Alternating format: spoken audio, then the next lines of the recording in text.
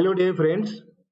Myself, Dr. K.N. Gaikwad, Associate Professor, Department of Botany, KTHM College, Nasik.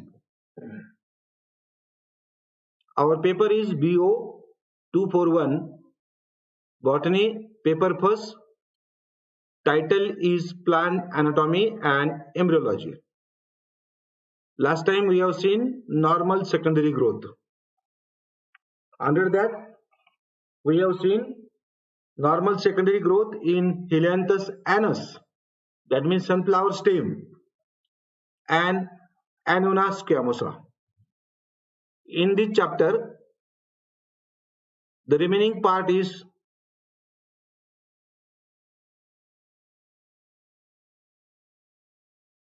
growth rings, callus, periderm, and lenticels, which are nothing but the result of secondary growth.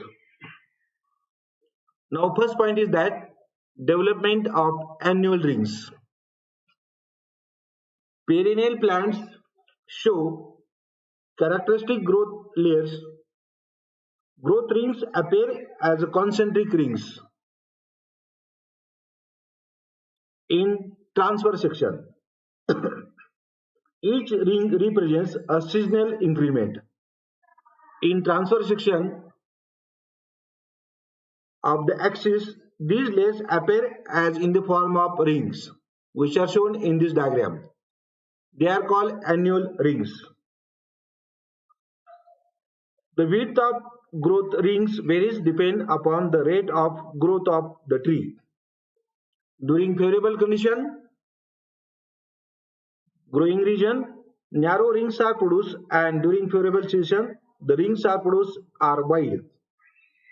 Growth rings are very much distinct in woody plants of temperate climates. Annual rings, annuals and herbaceous stems show only one layer. In spring or summer, the cambium is more active, forming many vessels and wider cavities. The number of leaves increase in spring, so additional vessels are required to transport the sap. In winter or in autumn season, there is less need of vessels for sap transport. So, narrow pitted vessels are produced. The wood formed in spring is called spring wood, and wood which is formed in winter or autumn season is called autumn wood. An annual ring consists of part of such as inner layer, early wood, and outer layer, late wood. When rings are conspicuous, they can be counted in order to obtain a very accurate approximation of the age of the tree. They are also reflect of the climatic and environmental factors that influence the growth rates. Now in this diagram, there are some rings are there. This is some part of the TS of stem, and in 1 year, two layers are formed. One is small and one is width. And in 1 year, two rings are developed. They are called annual rings. We can also count the age of the plant on the basis of number of rings. If there are 30 rings, we can say that the age of the plant is 30. Second point is that leader. Now this is the TS of stem. We show the outermost coating is called cuticle, epidermis, and the upper part is called periderm. Now this periderm shows it is actually developed in the extrastellar region, or it is also called extrastellar secondary growth. It is result as the development of intrastellar secondary growth. Due to continued formation of secondary tissue in the older stem, the roots, however, the epidermis gets stretched and ultimately rupture, followed by the death of epidermal cells. And outer tissues are called periderm. Actually, periderm is consist of phelogen, that is core cambium, that is another one phloem, and pheloderm. Three layers are formed. Phelogen or core cambium, this is dark chocolatey color is there, is generally simple in structure and composed of one type of cells. The cells of phelogen appears rectangular and somewhat flattened. Phelogen arises from cortical cells which divides tangentially give rise to two daughter cells. The inner cell give rise to pheloderm and the outer form cork cells. They are the cork cell and is the pheloderm. Normally, the core cambium produces much more phloem and cork cell on the outer side, and very less pheloderm on the inner side. Phloem or cork cells are polygonal. They are the polygonal cells, uniform and compactly arranged without intercellular spaces. They lose protoplasm and become dead. The cork cells are filled with air and colored organic matter. The cell walls are either suberized or even lignified. In some plant, the cork is peeled off like sheets of paper. The pheloderm, which are yellow colored in this diagram, are living cells. They are isodiametric and with intercellular spaces. These cells sometimes may participate in photosynthesis and store food material. When secondary growth, xylem and phloem are added in intracellular secondary growth, it develops the pressure on the extracellular tissue. Due to this, the epidermis rupture. Simultaneously, another type of cambium called as core cambium, this is the core cambium, originates in region of cortex and start active division and adds number of secondary tissues are called pheloderm. Thus, the secondary growth is initiated in the intracellular region and proceed toward the extracellular part of the stem. Now let us see what is the function of periderm.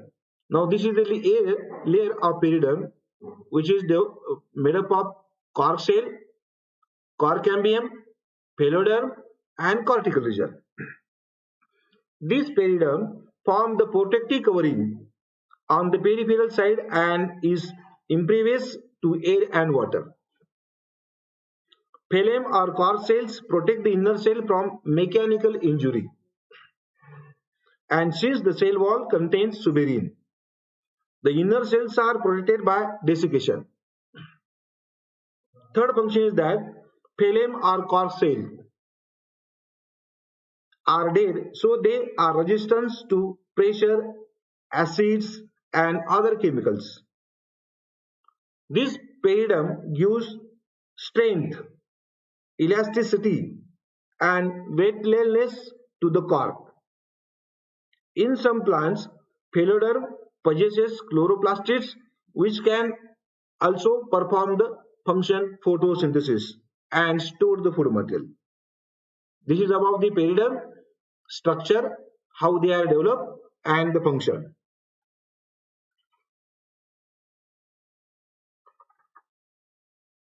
Now next one, Tylosis. Tyloses are balloon-like structures. These are nothing but the outgrowth produced by walls of the xylem into lumen of vessels. Now this is the vessels are there, and the balloon-like structures are developed in the lumen of the vessels. These structures are generally seen in secondary xylem, but sometimes they may also develop in primary xylem vessels. Tyloses are developed due to the enlargement of pit membrane in between parenchyma cell and vessels. Tyloses enlarge inside the vessels so that the lumen is almost blocked. The nucleus of parenchyma cells also passes into the balloon-like outgrowth. The walls of tyloses may remain thin membranous. They may be one or few in number in a single cell. They are commonly found in many angiospermic plants. Now in this diagram, B diagram shows the transverse section of vessels showing the tyloses. 1, 2, 3, 4, 5, 6, 7 tyloses are there. And this is the longitudinal section. Now let us see what is the function of tyloses.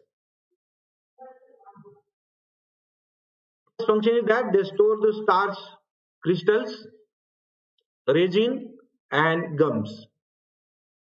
Tyloses develop in the heartwood and due to the durability of the wood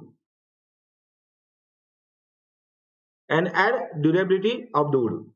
Third function is that they prevent rapid entry of water, air, and fungus by blocking the lumen of the vessel. They also help in healing of wounds of the plants. Now, next point of the secondary growth result is nothing but the lenticels. Now in this diagram, this is the epidermis is there, and these are the one of the cavity. It is called lenticel. Just below there is a cork, phloem, phelogen, and secondary cortex is there. In surface view, you will get this type of the lenticels are there. These lenticels are raised pore on the epidermis or bark of stem and roots. It helps in diffusing the atmospheric gases between the internal living cell and outer atmospheric is cut off. The dead cork cells are highly thickened and impervious to gases including oxygen. To avoid this and to facilitate the necessary exchange of gases, some lane-shaped pores are developed. These lane-shaped pores are called lenticels. They simultaneously originate at the time of formation of periderm. Sometimes they are formed before or after formation of periderm. Lenticels are generally formed just below the stomata. These lenticels also can be found on fruits, for example, apples, pear, avocado, etc. Lenticels may be oriented either longitudinal or transverse.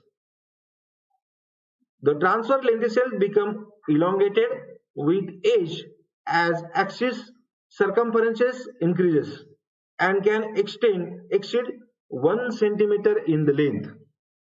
That means some higher plant 1 centimeter length of lenticels are occur. Now let us see what is the function of lenticels or structure of lenticels.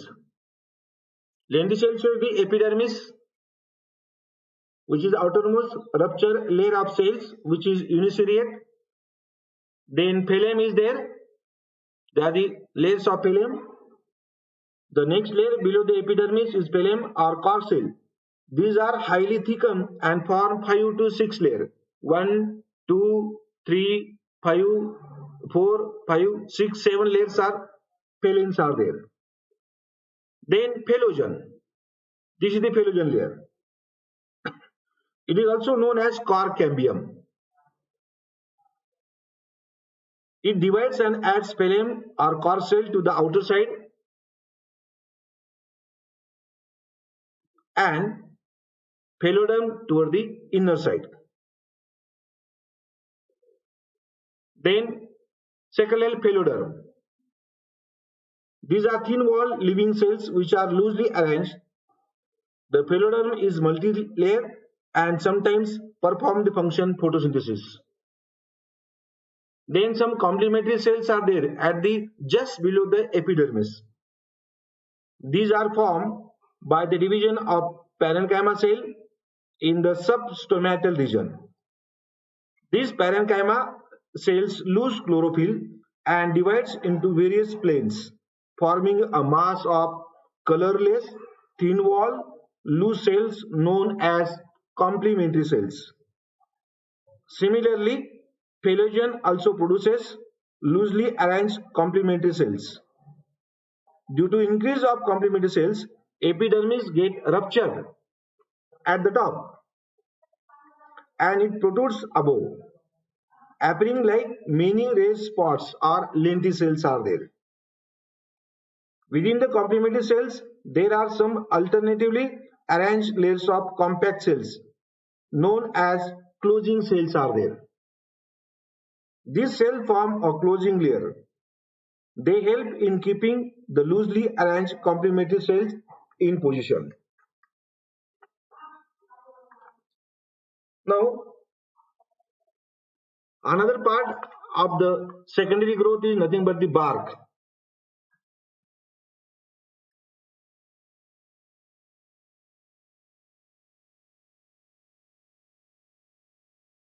Bark are developed toward the outer side, just outer side to the vascular cambium is called bark.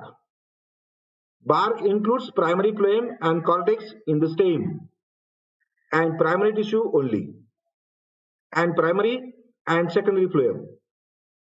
Cortex and peridium in stem with secondary tissue. In mature barks, the large quantity of sclerenchyma, phloem fibers and sclerodes are present. Barks are composed of dead cells. When the subsequent inner peridium develops, the outer layers are slouted off. The ring of bark, the peripheral dead cells are sloughed in the form of hollow or cylinders, whereas in scale bark they are peeled off as scales. Now let's see what is the function of the bark. The major function of bark is protect the plant from evading pathogen like bacteria and fungi. Bark of tree is protective in nature. It protects the plant from different types of injuries and damages with many may be natural or man-made. Next function is that bark helps to protect from insect attack, for example termites, beetles and other borers. And last function is that bark is very useful to the trees for protection from harmful environmental factors such as high temperature, snowfall, heavy rainfall, etc. Now at the end of the normal secondary growth, some assignments are there. Explain the structure and function of peridium. Describe the growth rings or annual rings. We have seen that there are the two rings are developed, atom wood and spring wood, and they are commonly called annual rings. And third question is that write short note on tyloses, lenticel, and structure and function of bark. Thank you.